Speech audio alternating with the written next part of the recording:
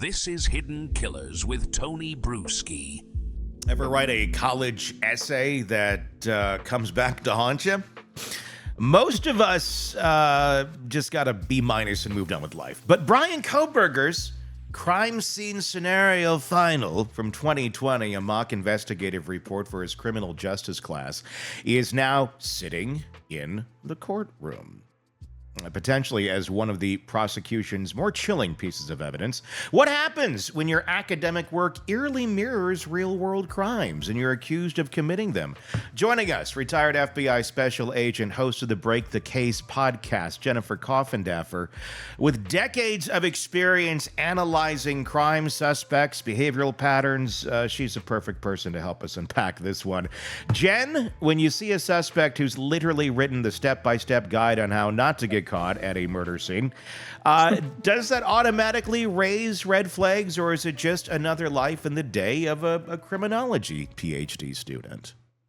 Well, I think it's so important to bring this up to the jury. Mm-hmm. The jury is going to want to understand why he actually committed almost the perfect crime, but for that sheath that led them, to him. He did so well, really. He covered up well. He even talks about in his paper, Tony, about how he would use a hairnet. I keep wondering if he used a hairnet in this scenario. We don't know because there's so much evidence that they still don't have, including his clothing and the murder weapon. But he talks about all the details of not leaving any fingerprints and very specific on how to get out of a crime scene without being detected. And he almost did, except, oops, you left the sheath. Whoopsie. But no, I mean, it does. It goes into great detail. It's not just, this like kind of, amateur hour optics on how you think you should get out of it. We're talking about fiber-free overalls and gloves and things like that, going into like, okay, he's knowing what type of products to specifically buy, not just, hey, let's go and grab whatever seems to be the best deal that day at Dick's. It's no, these specific things are what we need to go for. Again, how damning is that in a case like this, considering the report was done in 2020, quite a ways before these things ever took place, maybe before he even had thought about doing something like this, or what do you think here? Has this been a lifelong pattern leading up to this moment that he was planning for? I think it really was. I think this goes, if indeed he committed this crime, this is something that was so deep-seated and so much anger that had built up.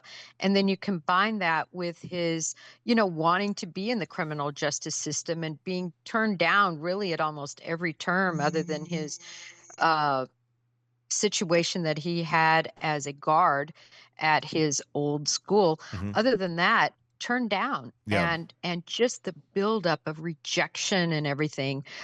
So I think he definitely was looking through both lenses, the lens of the perpetrator as well as law enforcement. And we know that, Tony, because he talks about it. Yeah. He talks about what somebody would be thinking if they were going to commit a murder with a knife. And I thought that was interesting because this was supposed to be about crime scene analysis. But no, you're getting in their head. And he talks about it being, somebody who would be super passionate. And then he also says, though, that it would be an act of impulsivity. Some might argue this wasn't impulsive. This was planned out. I would argue that, yes, overall, it was very planned out. But the impulse he got that night to do this murder that night, I think it shows impulse. Do you think it was the murder that night?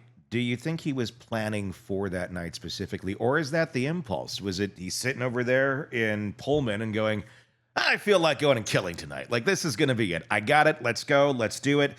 Do you think that there could have been other nights where he was going to do it, where we've seen the cell phone data pinging that he's, kind of surveilling the house and such? Like, it could have been any of those nights. It's just the mood finally struck him. He finally got the urge or the courage to do something like this. That's exactly what I think, Tony. And I think part of the reason that this is supported is because he did not conduct appropriate surveillance Mhm. before doing this crime. He didn't know, I don't believe, that Kaylee was there and driving that new vehicle of hers. He did not know who was going to be there. I think he was absolutely shocked when he went into Maddie's room and Kaylee was laying next to him.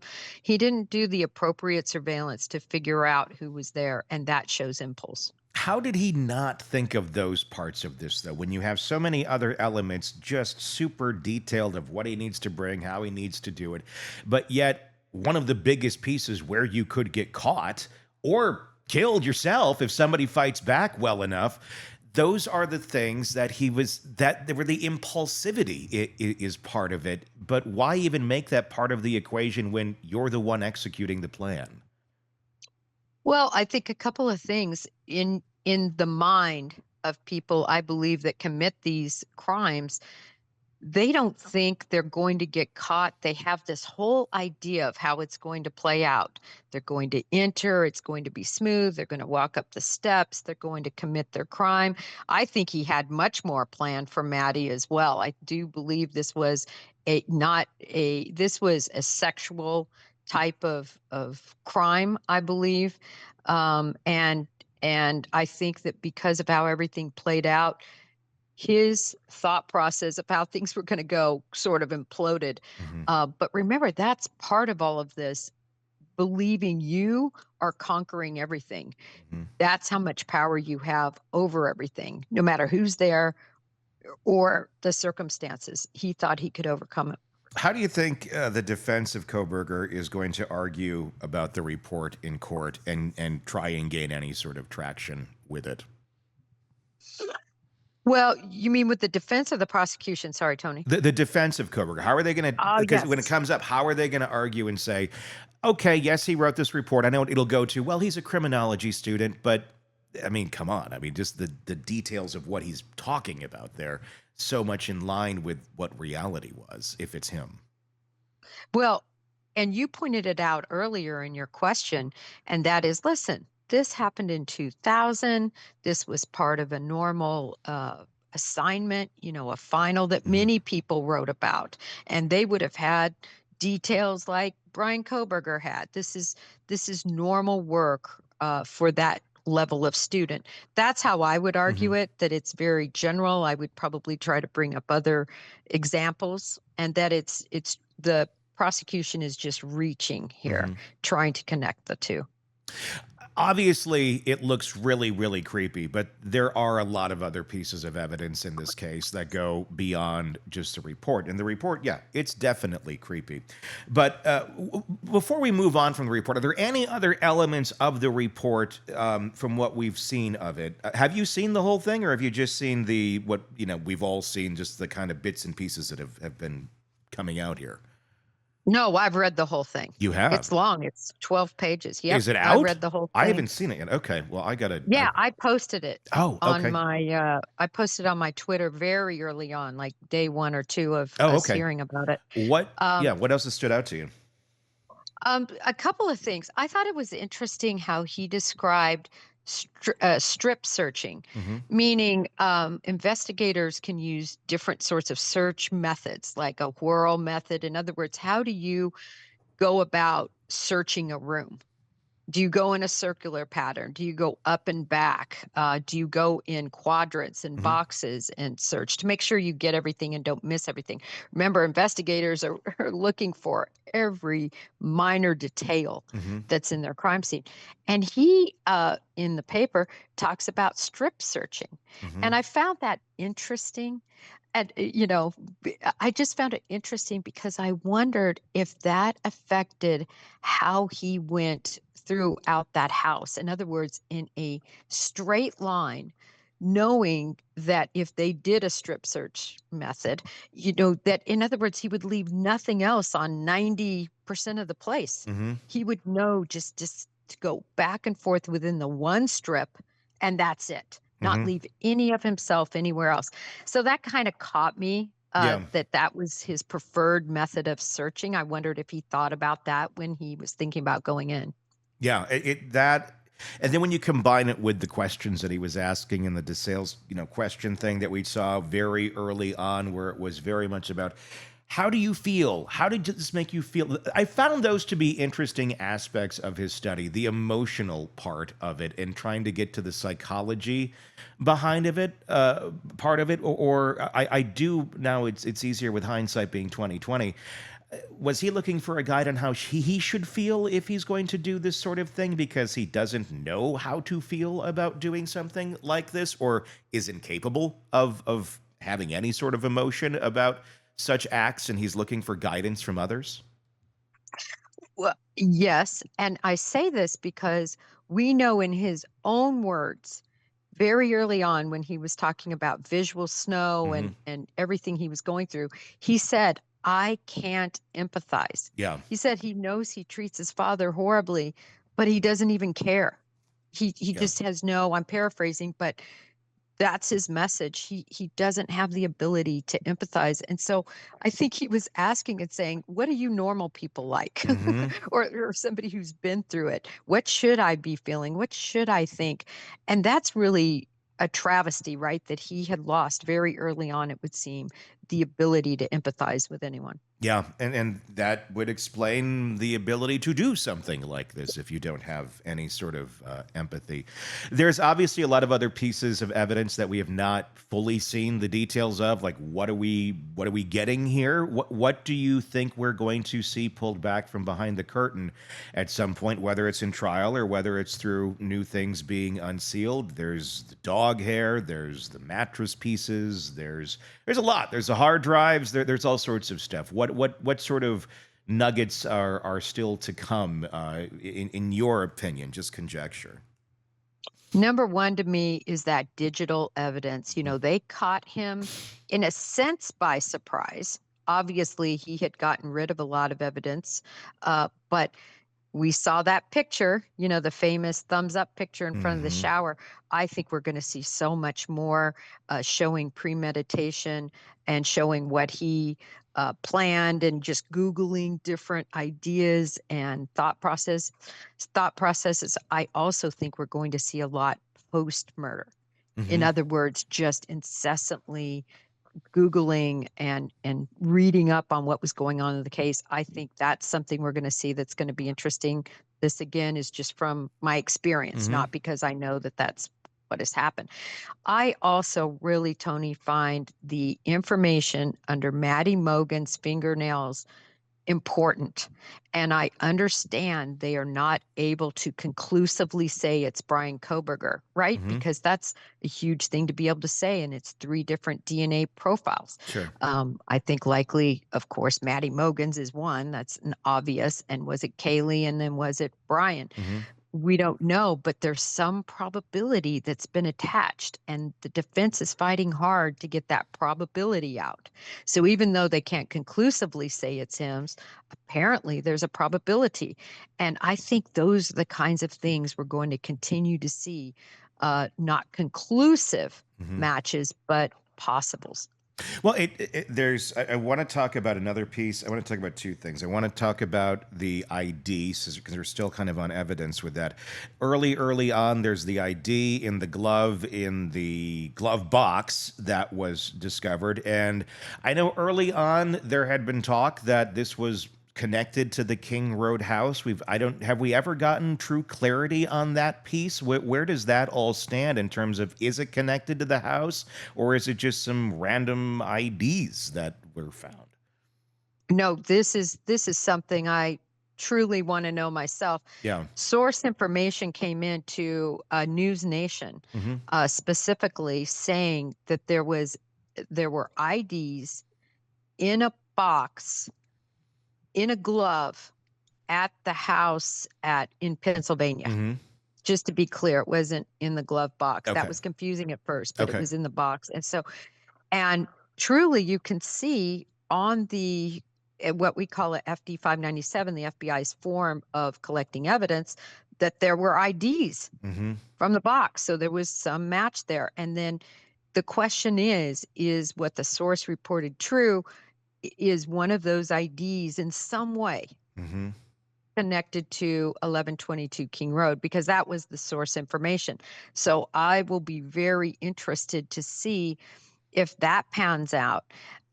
We also have, of course, the Papa Roger that Yes. just remains like this little marionette. I haven't discussed him a lot this go around. Yeah. There was a lot of information that, you know, that has been debunked, you know, by a lot of the sleuths wanted to debunk it. I don't know because I do know this. The same source that gave Dateline the information about the knife being purchased from Amazon, Mm-hmm. which we know completely panned out, Yep.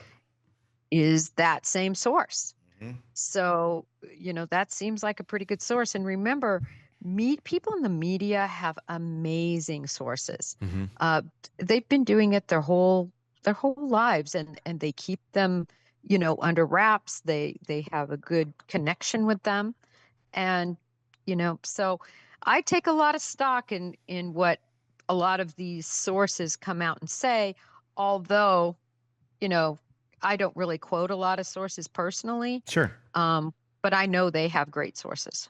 I remember I haven't talked to you about this yet because we haven't talked for a week or two when I was gone. But here's some interesting things I've kind of put together on this with the Papa Roger, with the shower picture, and all of that. It seems there's a lot of wanting to either taunt the public or taunt the families or taunt something with you have the Papa Roger, obviously, and a lot of people have speculated, obviously the picture of Papa Roger and him looks pretty damn similar, and then you have the name itself. And if you look at, if we're assuming he's kind of incel-like, whether he was participating in forums or whatnot, I think is irrelevant. I think you can have that sort of ideology without even being in that sort of world. But obviously, Elliot Rogers, the incel that killed all those people, Papa Roger, they look at him like he's some sort of folk hero for these men who don't have empathy and can't deal with women, and they just blame the world other than themselves, being an incel. To me, that seems like a very big nod to him. The shower picture out there, and everybody's looking at the thumb and all that, and I don't know, I can't tell much on that. But the fact that the shower picture looks a lot like American Psycho, and the guy who has the big white tidied up jacket on or smock or whatever it was looks a lot like the white shirt he was wearing. That to me feels like it's some sort of a nod to American Psycho. The fact that it's in a shower is a nod to Psycho. He's not that far of a character different than Norman Bates, and feels very put off by society. You know, he's been like made fun of, he's not liked, and it's, I'm going to show you all who's the smartest. I'm going to go live out in front of the world with all of you and have committed these crimes. He goes to Costco and Albertsons the morning of it after taking this sort of a picture.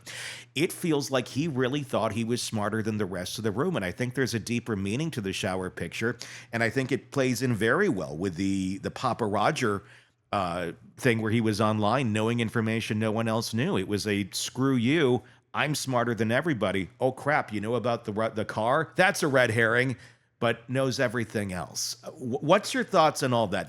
I mean, I know it's conjecture, but I think there's a lot to that shower picture and him just going out there and poking society with a stick, going, ha ha, ha ha. Well, I've always said if he ends up being Papa Roger, Mm-hmm. which again, there's It's you up in know, the we air. don't have confirmation of Yep. that and can't until the metadata is Yep. explored. But boy, he would be, and this is why it fascinated me so much, and I spent hours on it, is because it's the idea that this would be modern age taunting. The Mm-hmm. first real, you know, the first killer that would have been using social media in this vein Yeah. to taunt police, right? Mm-hmm. Whereas you had BTK on his, you know, typewriter Yeah. sending, you know, letters to the police and you know, the Yes. Zodiac killer similarly, right? Things like that. This is modern day. I can reach the world with my taunts. I can talk about the sheath before anyone talks about the sheath. I can put my face out there my entire face Yeah, on that, which looks just like him. exactly. And this was before anyone even knew the name Bryan Kohberger. Exactly. There were just so many clues. If you look back right after this crime was committed, I tell you, I did. I spent more time on Papa Roger Hmm. than I spent dozens and dozens and dozens of hours and exploiting all of those details. You brought the red herring up. Yeah, Yeah, hey, don't look over here. That yeah. car probably isn't a good idea. Um, but I agree with you. And just the use of the name Roger. Hmm. Everybody uses Rogers. Hmm. Roger, Elliot Roger, not Rogers, Yep, right? Papa Roger, not yep. Rogers. It's just there's a lot of entanglement there that if it ends up being somebody else, that person is close to clairvoyant. So yeah, I don't know if it is or isn't him, but like I said, I agree with you that if it is him, it was absolute taunting in your face. Yeah. Look at what I did, and I can even put my face on it. Well, and you brought up BTK too, and obviously, I mean, I've known about that, but when you put it all in context with if this is him taunting people, obviously he studied under Catherine Ramsland, who wrote the book on BTK, had all the conversations with him, so he knew this was something that people like this do, and if he was looking up to him. Again, it's his modern day version of putting the weird things in the Wichita Eagle like BTK did. And this is him doing it on social media. It's the same sort of thing, taunting. And yeah, there's just so many weird pieces that come together there. But again, I think that's where you get the narcissism and I'm smarter than everybody else in the room and doesn't really realize that people will put the pieces together eventually. Yeah, and that picture could also prove to be evidentiary in another sense. So we know the eyebrows, they're going to Hmm. use it for the eyebrows. Yeah. But at least from the picture, from what we can see, look at the bruising down below the hand, exactly where you would grab somebody, kind of at the wrist area, Hmm. if you were trying to ward off, being stabbed to death. And I saw that, and they might not be able to photograph him right after because it took him 5 weeks to Yeah. find him, but he's photographed himself. Are there other photographs of himself? That would be interesting. And it would also be interesting to show does he have a pattern of taking selfies of himself? If he does not, and there just happens to be suddenly these selfies being taken immediately after the murder, or even if it's just the one, that certainly shows a deviant in behavior than otherwise he would be displaying. If he's always taking selfies in the mirror with thumbs up, maybe it's his morning ritual. Well, then it's a little less of an argument, but I don't take him as a selfie type of guy. Doesn't really seem like that, but I could be wrong. I could be No, wrong. and I want to hear, and I think that they're going to be able to show. I want to know what he's listening to, Yeah. because I'm just convinced that there is going to be music that he relates to this crime, Hmm. that gets him excited, that brings it all back, and Yeah. that's why he has those, his earphones in. And I want to know what the song is. That's another good one. I want to see his Netflix history. I want to see his streaming history of videos because I'm curious. Because if this is a nod over here to Psycho, American Psycho, all that, I'm curious if he's like obsessively watching things like that. I'm curious if they found anything in his home, if they found a DVD copy of it, or maybe VHS or whatever, and if there's anything in those boxes, if there's anything that's almost this little piece that would be almost something you would put on an altar if you're this obsessed with something. I'm very curious about those specific items, if they are there, what he's going to be found to have with it, or the streaming history and frequency of which he's watching things of that nature. It's going to be interesting. It's going to be very, very interesting when this comes up. In August, right? Is this when we're starting it? Yes, August. We're set for August. I mean, you and I have discussed Hmm. this a lot. I will have to pick my jaw off the ground if it goes in August, but I will say Judge Hippler is moving things right along. I haven't seen yet any motions for Hmm. continuance. That those would be submitted not by the Yeah. prosecution but the defense. I will be shocked. I'm still going to stick with that. I'll be shocked if we go in August, but they seem to be, moving in that direction at a fast pace. They sure do. Craving non-stop true crime updates? Press subscribe now and get the latest cases, analysis, and expert commentary delivered straight to your feed. Only from the Hidden Killers podcast and True Crime Today.